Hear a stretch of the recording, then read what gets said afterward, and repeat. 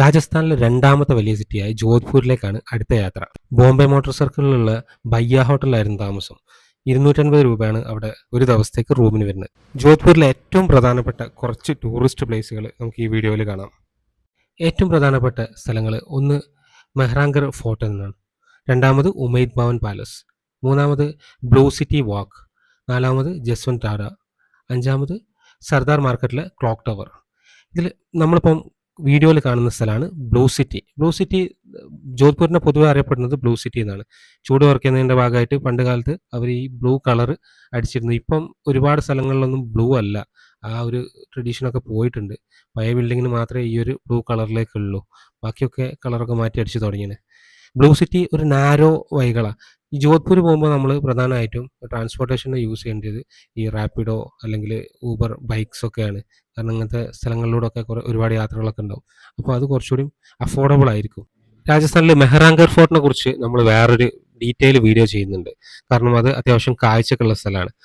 പിന്നെ ഉമൈദ് പാലസ് നമ്മൾ പോയിട്ടില്ല, നമ്മൾ സ്കിപ്പ് ചെയ്തതാണ്. കാരണം അത് ഇപ്പം നിലവിലൊരു ഹോട്ടലാണ്, അപ്പോൾ അവിടെ വരെ യാത്ര ചെയ്യേണ്ടെന്ന് വിചാരിച്ച് ഒരുപാട് പാലസുകൾ കണ്ട്. അപ്പോൾ പാലസുകൾ കാണാനുള്ള മൂഡ് അതോടെ പോയി. ഹോളി ആയതുകൊണ്ടാണ് വളരെ സൂക്ഷിച്ചാണ് നടക്കുന്നത്. കാരണം ഇവർ ഈ വാട്ടർ ബലൂണും അല്ലെങ്കിൽ കളർ കലക്കിയ വെള്ളമൊക്കെ തലയിൽ കൂടെ ഒഴിക്കാനുള്ള ചാൻസ് വളരെയധികം. അപ്പോൾ ഹോളിക്ക് പൊതുവെ എല്ലായിടത്തും അടവാണ് ഉണ്ടാവല്. മാർക്കറ്റുകളൊക്കെ ഒരുവിധമൊക്കെ ഇവിടെ ജോധ്പൂരും അടവാണ്. അതേപോലെ കോർപ്പറേഷൻ ലീവാണെന്ന് തോന്നുന്നു. കാരണം സിറ്റിയിലൊക്കെ നല്ല വേസ്റ്റ് ഉണ്ട് എല്ലായിടത്തും. രാജസ്ഥാനിലെ മറ്റ് സിറ്റികളെ അപേക്ഷിച്ച് ജയ്പൂരും ജയ്സാൽമീറും ഒക്കെ നോക്കുകയാണെന്ന് വെച്ചാൽ നല്ല നീറ്റ് ആൻഡ് ക്ലീൻ ആണ്. കാരണം ടൂറിസ്റ്റുകൾ ഇത്ര തവണ വരുന്നതിനോട് അവർ ആ രീതിയിലാണ് മെയിൻറ്റെയിൻ ചെയ്യുന്നത്. ഈ റൂട്ടിന് കുറേ അങ്ങ് കയറി പോയിട്ട് വേണം നമുക്ക് മെഹ്റാൻഗർ കോട്ടയിലേക്ക് എത്താൻ. മെഹ്റാൻഗർ കോട്ടയിൽ നിന്നുള്ള ജോധ്പൂർ ബ്ലൂ സിറ്റിന്റെ വ്യൂ ആണിത്. അടുത്ത് നമ്മൾ ജസ്വന്ത് ടാഡയിലേക്കാണ് പോകുന്നത്. ജസ്വന്ത് ടാഡയിലേക്ക് അവിടുന്ന് കുറച്ചൊന്നും നടന്നാൽ എത്തുന്ന സ്ഥലമാണ്. ജസ്വന്ത് ടാഡ എന്ന് പറഞ്ഞാൽ ശരിക്കും ഒരു സ്മാരകമാണ്. മഹാരാജ സർദാർ സിംഗ് അദ്ദേഹത്തിന്റെ പിതാവായ ജസ്വന്ത് സിംഗ് രണ്ടാമന് വേണ്ടിയിട്ട് പണി കഴിപ്പിച്ച ഒരു സ്മാരകം. ഈ സ്മാരകത്തിന്റെ അടുത്തൊരു ചെറിയൊരു ലേക്ക് ഉണ്ട്, നല്ലൊരു ഗാർഡൻ സെറ്റ് ചെയ്തതിന്.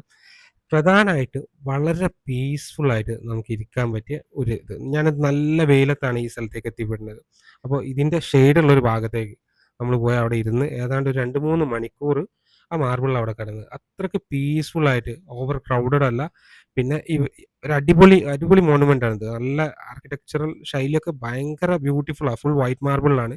അത് വെളിച്ചത്തിൽ, സൂര്യൻ്റെ വെളിച്ചത്തിൽ ഇങ്ങനെ കത്തി ജ്വലിക്കണ ഒരു ഐറ്റമാണിത്. അപ്പോൾ കാഴ്ചക്കുള്ള ഒരു ഐറ്റം തന്നെയാണ്, മെയിൻ അട്രാക്ഷൻ തന്നെയാണ്. അവിടെ നിന്ന് ഇറങ്ങി റൂമിൽ പോയി നോമ്പുറയും മറ്റു പരിപാടികളൊക്കെ കഴിഞ്ഞതിന് ശേഷം പിന്നെ രാത്രി ആയതിനു ശേഷമാണ് സർദാർ മാർക്കറ്റിൽ, ക്ലോക്ക് ടവർ മാർക്കറ്റ്, അവിടേക്ക് പോകുന്നത്. ഇന്ന് ഹോളി അതിനോട് ഒരുവിധപ്പെട്ട എല്ലാ കടകളും അടവേനി. ജോധ്പൂരിന്റെ വിശേഷങ്ങളുമായി മറ്റൊരു വീഡിയോയിൽ കാണാം.